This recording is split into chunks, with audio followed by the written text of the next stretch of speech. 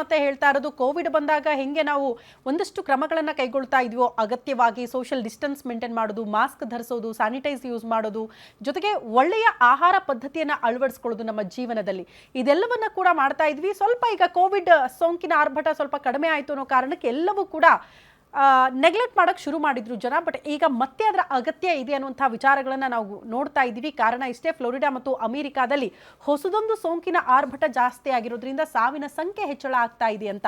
ಹಾಗಾಗಿ ನಿಮ್ಮ ಆರೋಗ್ಯದ ಬಗ್ಗೆ ಕಾಳಜಿ ಇರಲಿ ಅನ್ನೋ ಕಾರಣಕ್ಕೆ ಈ ಡಿಬೇಟ್ ಮಾಡ್ತಾ ಇದ್ದೀವಿ. ಜೊತೆಗೆ ಜಾಗೃತಿ ಮೂಡಿಸೋ ಕೆಲಸಗಳಾಗ್ತಾ ಇದೆ ಅಂತ.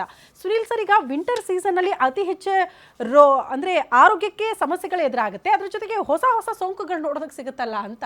ಹೌದು, ಈ ಚಳಿಗೆ ಮನುಷ್ಯ ಸ್ಟ್ರೆಂಗ್ತ್ ಆಗಿರೋಂಥನು ಅಥವಾ ಇಮ್ಯುನಿಟಿ ಪವರ್ ಇರೋಂಥವ್ರಿಗೆ ತೊಂದರೆ ಕಡಿಮೆ. ಬಟ್ ಈ ಮಕ್ಕಳಿಗೆ ಮತ್ತು ಏಜ್ ಆದವ್ರಿಗೆ ಸಾಕಷ್ಟು ತೊಂದರೆಗಳಾಗುತ್ತೆ. ಅದೇ ಕಾರಣದಿಂದ ಏನು ಮಾಡ್ಬೇಕಾಗಿರೋಂಥದ್ದು, ಬ್ಲ್ಯಾಂಕೆಟ್ಸ್ ಯೂಸ್ ಮಾಡೋಂಥದ್ದು, ಸ್ವೆಟ್ರ್ ಯೂಸ್ ಮಾಡೋಂಥದ್ದು, ಕೋಟ್ಸ್ ಯೂಸ್ ಮಾಡೋಂಥದ್ದು, ಗ್ಲೌಸ್ ಯೂಸ್ ಮಾಡೋಂಥದ್ದು, ಸಾಕ್ಸ್ ಹಾಕುವಂಥದ್ದು, ಇದೆಲ್ಲ ಮಾಸ್ಕ್ ಹಾಕುವಂಥದ್ದು, ಇದು ತುಂಬ ಭಾಳ ಇಂಪಾರ್ಟೆಂಟ್ ಆಗುತ್ತೆ. ಅದು ಮಾಡದೇ ಇರೋದಕ್ಕೆ ಸಾಕಷ್ಟು ಜನಕ್ಕೆ ತೊಂದರೆ. ಸುನೀಲ್ ಸರ್, ವಾಪಸ್ ಬರ್ತೀನಿ. ಒಬ್ರು ಕಾಲರ್ ಇದ್ದಾರೆ. ನಮಸ್ತೆ. ನಮಸ್ಕಾರ. ನಮಸ್ತೆ.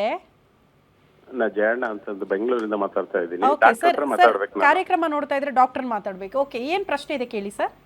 ಪ್ರಶ್ನೆ ಅಂತ ಅಂದ್ರೆ, ನನ್ಗೆ ಈಗೇನು ಹೊಸ ಕಾಯಿಲೆ ಬರ್ತಾ ಇದೆಯಲ್ಲ, ಇದಕ್ಕೆ ನಮ್ಮ ಜೀವನ ಶೈಲಿಯನ್ನ ಸ್ವಲ್ಪ ಬದಲಾವಣೆ ಮಾಡ್ಕೊಂಡ್ರೆ ಎಲ್ಲರ ಜಗತ್ತಿನಲ್ಲಿ ಎಲ್ಲರೂ ಚೆನ್ನಾಗಿರ್ಬೋದು ಅಂತ ಅನ್ನೋದು ನನ್ನ ಅಭಿಪ್ರಾಯ.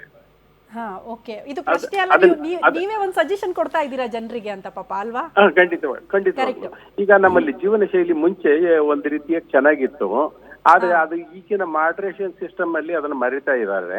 ಉದಾಹರಣೆಗೆ 1156ರಿಂದ 1161ನೇ ಇಸ್ವಿಯಲ್ಲಿ ಪೂಜಾ ಕಾರ್ಯಕ್ರಮ ಅನ್ನೋದನ್ನ ಕಂಡುಹಿಡಿದ್ರು. ಈಗ ಉದಾಹರಣೆಗೆ ಈಗ ನಾವೇನು ತೀರ್ಥ ಕೊಡ್ತಾರಲ್ಲ ದೇವಸ್ಥಾನಕ್ಕೆ ಹೋದ್ರೆ, ಅದು ಮೆಡಿಸಿನ್ ಅದು ಆಕ್ಚುಲಿ. ಆಮೇಲೆ ಅರ್ಘ್ಯ ಸೌಟ್ ಇದೆಯಲ್ಲ, ಅದು ಡೋಸು. ಆಮೇಲೆ ಈಗ ನಾವು ಮಡಿ ಸೋಷಿಯಲ್ ಡಿಸ್ಟೆನ್ಸ್ ಅಂತೀವಲ್ಲ, ಅದು ಮಡಿ ಅನ್ನೋದನ್ನ ಮೇಂಟೈನ್ ಮಾಡುತ್ತೆ. ಹಾಗೆ ಆ ಜೀವನ ಶೈಲಿಯಲ್ಲಿ ಕರೆಕ್ಟ್ ಆಗಿ ಅದನ್ನ ಅಳವಡಿಸ್ಕೊಂಡ್ರೆ ಎಲ್ಲರೂ ಆರೋಗ್ಯವಾಗಿರ್ಬೋದು. ಅದನ್ನ ಯಾಕೆ ಟ್ರೈನ್ ಮಾಡಬಾರ್ದು? ಅದು ಹೆಂಗೆ ಗೊತ್ತಾ ಸರ್, ಸೋಂಕು ಬಂದು ಇನ್ನೇನೋ ಸಮಸ್ಯೆ ಮಾಡ್ತಾ ಇದೆಯಪ್ಪ, ಆಸ್ಪತ್ರೆಯಲ್ಲಿ ಬೆಡ್ ಸಿಗ್ತಾ ಇಲ್ಲ, ಜೀವ ಹೋಗ್ತಾ ಇದೆ ಅಂತ ಕುತ್ತಿಗೆಗೆ ಬರುತ್ತಲ್ಲ, ಅವಾಗ ಮಾತ್ರ ಈ ನಿಯಮಗಳು ನೆನಪಾಗುತ್ತೆ. ನೀವ್ ಹೇಳ್ದಂಗೆ ಅದು ಇರ್ಲಿ ಬಿಡ್ಲಿ, ಸೋಂಕು ನಮ್ಮ ಆರೋಗ್ಯದ ಬಗ್ಗೆ ಕಾಳಜಿ ಇರಬೇಕು. ಆ ಪದ್ಧತಿಯನ್ನ ದಿನನಿತ್ಯ ನಾವು ಅಳವಡಿಸ್ಕೊಂಡ್ರೆ ಮೋಸ್ಟ್ಲಿ ಇದರಿಂದ ದೂರ ಇರಬಹುದು ಅಂತ ತಮ್ಮ ಅಭಿಪ್ರಾಯ ಅಲ್ವಾ ಸರ್? ಖಂಡಿತವಾಗ್ಲು. ಅದಕ್ಕೋಸ್ಕರನೇ ಆ ಪದ್ಧತಿಯನ್ನ 1156ರಿಂದ 1161ನೇ ಇಸ್ವಿಯಲ್ಲಿ ಶರಣರು ಕಂಡುಹಿಡಿದ್ರು. ಈಗ ನಾವು ಪೂಜಾ ಅಂತ ಅಂತೀವಲ್ಲ, ಅವೆಲ್ಲವೂ ಆರೋಗ್ಯಕ್ಕೋಸ್ಕರನೇ ಮಾಡ್ತಾ ಇರ್ತಕ್ಕಂಥದ್ದು. ಈಗ ಭಸ್ಮ ಹಚ್ಕೋತೀವಲ್ಲ, ನಾವು ಇಸಿ ಹಚ್ಚಿ ಬದುಕ್ತೀವಿ, ಆ ಭಸ್ಮ ಹಚ್ಕೊಂಡ್ರೆ ಬ್ರೇನ್ ಮೇಂಟೈನ್ ಮಾಡುತ್ತೆ, ಇಕ್ಯೂ ಸರಿಯಾಗಿ ಮೇಂಟೈನ್ ಆಗುತ್ತೆ. ಆಮೇಲೆ ನಾವು ತೀರ್ಥ ಅಂತ ತಗೋತೀವಲ್ಲ, ಅದು ಔಷಧ ಹರ್ಬಲ್ ಮೆಡಿಸಿನ್ ಇರುತ್ತೆ ಅದರಲ್ಲಿ ಎಲ್ಲ. ಆಮೇಲೆ ನಾವು ತ್ರಾಟಕ ಯೋಗ ಮಾಡ್ತೀವಿ. ಇವತ್ತು ಕಣ್ಣಿನ ದೃಷ್ಟಿ ಚೆನ್ನಾಗಿರುತ್ತೆ. ನಮ್ ಸಿದ್ಧಗಂಗಾ ಸ್ವಾಮಿಗಳು 111ನೇ ವರ್ಷದಲ್ಲಿ ಅವ್ರಿಗೆ ಹೊಟ್ಟೆ ಸ್ಪೆಕ್ಟ್ ಹಾಕಿ ಓದ್ತಿರ್ಲಿಲ್ಲ.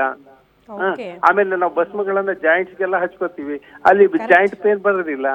ಆಮೇಲೆ ನಾವು ಪ್ರಾಣಾಯಾಮ ಮಾಡ್ತೀವಿ. ಪ್ರಾಣಾಯಾಮ ಮಾಡೋದ್ರಿಂದ ಯಾವುದೇ ಉಸಿರಾಟದ ತೊಂದರೆ ಇದ್ರೂ ಸಾಮಾನ್ಯವಾಗಿ 80% ಎಲ್ಲ ಗುಣಪಡಿಸ್ಕೋಬಹುದು. ಇಂಥ ಕೆಲವು ಕಾರ್ಯಕ್ರಮಗಳನ್ನ ಎಲ್ಲರಿಗೂ ನಾವು ನಿಮ್ ಟಿವಿಯಲ್ಲೇನೆ, ನಿಮ್ ಗ್ಯಾರಂಟಿ ಚಾನಲ್ ಅಥವಾ ಬೇರೆ ಯಾವ್ದೋ ಒಂದು ಚಾನಲ್ ಅಲ್ಲಿ ಸ್ವಲ್ಪ ನೀವು ಆರೋಗ್ಯ ಕಾರ್ಯಕ್ರಮವನ್ನ ಹಾಕೊಂಡ್ರೆ ಈ ಎಲ್ಲಾ ರೋಗಗಳನ್ನು ತಡಿಬಹುದಲ್ಲ? ಖಂಡಿತ ಸರ್, ನಾವು ಯಾವಾಗಲೂ ಕೂಡ ಈ ರೀತಿ ಬಂದಾಗ ಅಥವಾ ಸ್ವಲ್ಪ ಆರೋಗ್ಯದ ಬಗ್ಗೆ ಕಾಳಜಿ ವಹಿಸುವಂತ ಅನೇಕ ಕಾರ್ಯಕ್ರಮಗಳನ್ನ ಮಾಡೋ ಮೂಲಕ ಜನರಲ್ಲಿ ಜಾಗೃತಿ ಮೂಡಿಸೋ ಕೆಲಸ ಮಾಡ್ತಾ ಇದೀವಿ. ಮಾಧ್ಯಮ ಆಗಿ ನಮ್ದು ಅದು ಕರ್ತವ್ಯ, ನಮ್ಮ ಜವಾಬ್ದಾರಿ.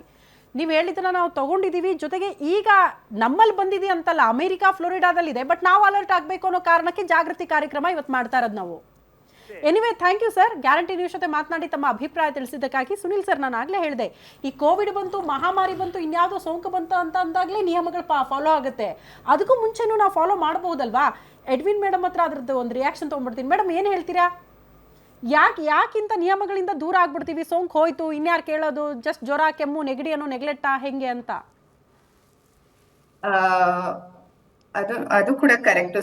ಕೋವಿಡ್ ಇದ್ದಾಗ ನಾವೆಲ್ಲರೂ ಎಚ್ಚರಿಕೆಯಿಂದ ಇದ್ವಿ, ಸೋಷಿಯಲ್ ಡಿಸ್ಟೆನ್ಸಿಂಗ್ ಮೇಂಟೈನ್ ಮಾಡ್ತಾ ಇದ್ವಿ. ನೀವ್ ಹೇಳ್ದಾಗೆ ಮಾಸ್ಕ್ ಎಲ್ಲ ರೆಗ್ಯುಲರ್ ಆಗಿ ಹಾಕೊಂತಾ ಇದ್ವಿ. ಸೊ ಇವಾಗ ಅದ್ರ ಭಯ ಹೋಗ್ಬಿಟ್ಟಿದೆ. ಸೊ ಅದನ್ನೇ ಪಾಲನೆ ಮಾಡೋದಂತಲ್ಲ, ನಮ್ದು ಲೈಫ್ ಸ್ಟೈಲ್ ಕೂಡ ನಾವು ಬದಲಾಯಿಸ್ಕೊಳ್ಬೇಕಾಗತ್ತೆ. ಜೊತೆಗೆ ವ್ಯಾಯಾಮ ರೆಗ್ಯುಲರ್ ಆಗಿ ಮಾಡೋದು, ಆಹಾರದ ಪದ್ಧತಿ, ಟೈಮಿಂಗ್ಸ್ ಬಹಳ ಮುಖ್ಯ. ಸ್ಟ್ರೆಸ್ ಲೆವೆಲ್ಸ್ ನಮ್ಮಲ್ಲಿ ಜಾಸ್ತಿ ಆಗಿದೆ, ನಿದ್ದೆ ಸರಿಗ್ ಮಾಡಲ್ಲ, ಸ್ಕ್ರೀನ್ ಟೈಮ್ ಕೂಡ ಹೆಚ್ಚಾಗ್ತಾ ಇದೆ.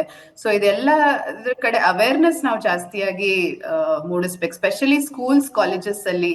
ಅಲ್ಲಿಂದ ಸ್ಟಾರ್ಟ್ ಮಾಡಿದ್ರೆ ಮನೆಯಲ್ಲೂ ಕೂಡ ಅದು ಚೇಂಜ್ ಆಗತ್ತೆ. ಯಾಕಂದ್ರೆ ದೊಡ್ಡವ್ರು ಎಷ್ಟ್ ಹೇಳಿದ್ರು ಕೂಡ ಅದು ಪಾಲನೆ ಆಗೋದಿಲ್ಲ.